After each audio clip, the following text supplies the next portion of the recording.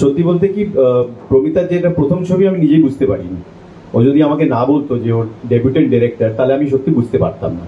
তার কারণ একটাই, অভিজ্ঞ ফিল্ম মেকারের সঙ্গে কাজ করে অনেকবার এরকম অনুভূতি হয় যে তারা এমন একটা প্রজেক্ট বানাচ্ছে যেটা তারা সেকেন্ড গেস করে, অর্থাৎ এটা চলবে, এটা লোকে খাবে, এটা এইভাবে বানালে ভালো হবে।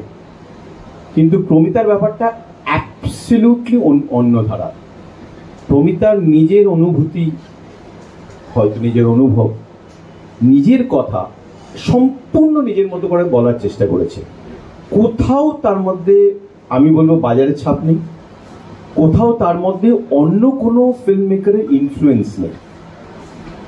একজন প্রথম ফিল্ম মেকার যখন ছবি বানায়, অটোমেটিক্যালি তারা কোথাও না কোথাও থেকে ক্রাফটটাকে ধরার চেষ্টা করে যে এর আদলে বানাবো, এর মতো বানাবো, তাহলে উতরে যাব। কিন্তু প্রমিতা পুরো ব্যাপারটাকে নিজের মতো করে গড়েছে। সে প্রোডাকশন বলো, ডাইরেকশন বলো, কি অভিনেতাদের হ্যান্ডলিং বলো। এখন আমি আর সুদীপ্তা দুজনেই এত বছর কাজ করে আমরা একটু ইমপেশেন্ট অ্যাক্টর, আমরা নিজের মতো করে করার চেষ্টা করি। কিন্তু প্রমিতা যে যখন ডাইরেকশন দেয়, প্রমিতা যেটা চায় সে ওটা পেয়ে তবেই সে ক্ষান্ত হয়। মানে এই নয় যে আমার কথাতেই চলবে কি ওর কথাতেই চলবে। প্রমিতা যেটা চায় সেটা ঠিক নিজের মতো করে বার করে নেয়। ওর যে এক্সপ্রেশনটা এখানে দেখছো, এক্স্যাক্টলি ওই এক্সপ্রেশনই ডাইরেকশন নেই। আরো কয়েক পাটি দাঁত বেশি দেখা যায়। ও যে রেগেছে সেটাও বুঝতে পারবে না, কেন রাগলেও দাঁতের পাটি দেখা যাবে, আর ক্ষুণ্ণ হলেও দাঁতের পাটি দেখা যাবে। তো এই যে দাঁতের পাটিটা দুর্দান্ত একটা ক্রাফট, বুঝতে পারছো তো? এটা অন্য ডাইরেক্টর যদি, বিশেষ করে মেল ডাইরেক্টররা যদি এটা অ্যাডপ্ট করে, মেল ডাইরেক্টর মুখে গালাগাল দিয়ে কাজ বার করে, প্রমিতা হেসে হেসে কাজ বার করে। তো ছবিটা সত্যি হাসতে হাসতে শেষ হয়েছে। আমরা শিডিউলের আগেই ছবিটা শেষ করেছি। আমাদের একটা লোকেশন কম্প্রোমাইজ হয়নি, একটা সিন কম্প্রোমাইজ হয়নি। এটা খুব বড় কথা। কিন্তু আমি কিন্তু মানে ও আমার থেকে অনেক বেশি কাজ করেছে, অনেক বড় বড় ডাইরেকশনে কাজ করেছে, ও জানে। আমি যখন কাজ করেছি তখন 50-60% সময় এরকম হয়েছে, ছবি যতটা আমি ভেবেছি তার 65-70% রিয়েলাইজ হয়েছে, 80-90% অব্দি যায়নি। বেশিরভাগ সময় তো 40-50%, মানে আমি কোনোদিনই স্যাটিসফাইড হতে পারিনি। কিন্তু প্রমিতার জায়গায় আমি বলবো, প্রমিতা নিজে কনফিডেন্টলি বলেছে যে আমি যা চেয়েছি আমি ঠিক তাই পেয়েছি। এটা কত বড় কথা একজন ফার্স্ট ফিল্ম মেকারের জন্য। ও কাস্টিংও ওইভাবেই করেছে। আমাকে ও ফোন করে বলেছিল, দাদা আমি যখন এটা গল্পটা লিখছিলাম আপনার কথা ভেবেছিলাম এবং সেই ভেবে লিখেছি, আপনি করলে খুব ভালো হয়। এখন এটাকে কি করে রিফিউজ করবে? আপনি করলে, ওকে এই বলছেন আপনাকে করতেই হবে।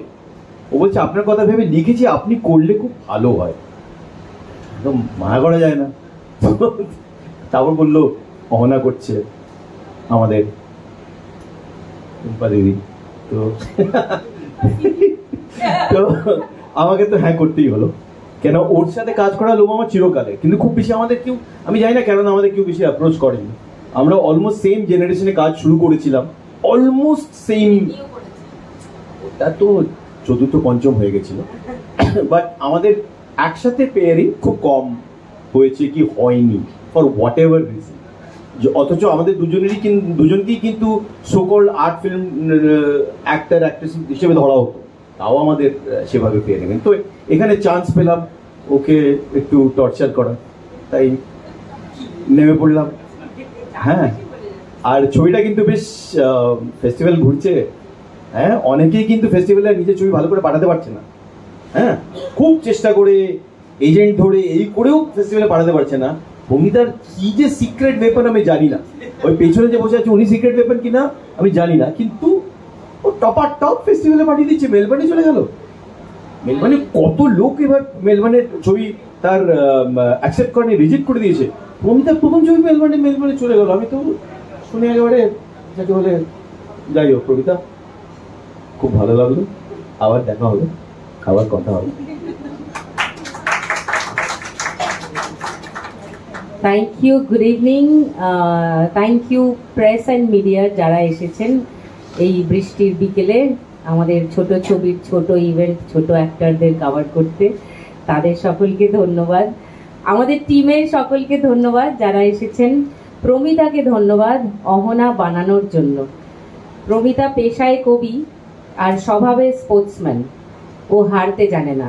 আমি এইটুকুই বলবো, ওকে যতটুকু দেখলাম তাতে আমার এইটুকুই মনে হয়েছে, কবি turned film maker, poet turned film maker. কবি প্রমিতার প্রথম ছবি এটা। আমার ব্যক্তিগতভাবে খুব মনে হয় যে সিনেমায় পরিচালকের সই, সিগনেচার থাকাটা খুব জরুরি। আজকাল সব সিনেমাকে একরকম দেখতে লাগে, বাজারে যেটা খাচ্ছে সবাই মিলে ঘুম থেকে উঠে সেটাই বানানোর চেষ্টা করে চলেছে। সেখানে একজন দুজন ব্যতিক্রম রয়ে গেছেন, আনফর্চুনেটলি তারা যে খুব একটা কাজ করার সুযোগ পাচ্ছেন তা নয়।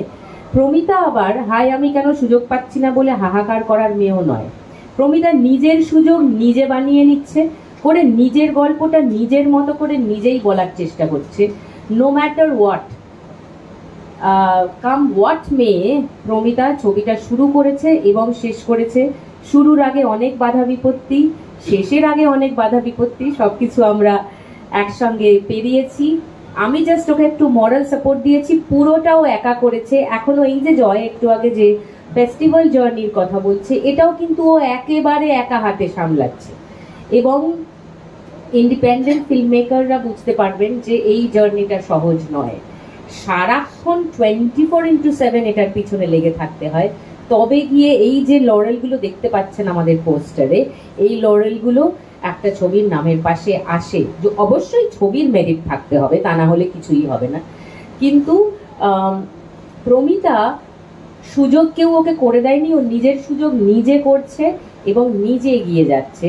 এবং এই ছবিটা কত হই হই করে দর্শক দেখবেন আমি জানি না, এটা বাজার চলতি ছবির মতো করে বানানো ছবি নয়, কিন্তু প্রমিতা নিজে যেভাবে বানাতে চায় সেভাবেই বানিয়েছে। আর এই ছবি যদি সত্যিই অনেক দর্শক দেখেন তাহলে আবার বোধহয় আমাদের ভরসাটা একটু জেগে উঠবে বাংলার দর্শকদের উপরে।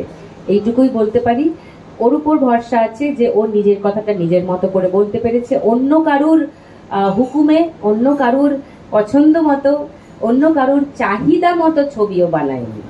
হ্যাঁ, সেগুলোরও হয়তো বাজারে দরকার আছে, আমি মানে সে নিয়ে ঝগড়াঝাটি করতে চাই না, বাট এই পরিচালকদেরও খুব প্রয়োজন আছে।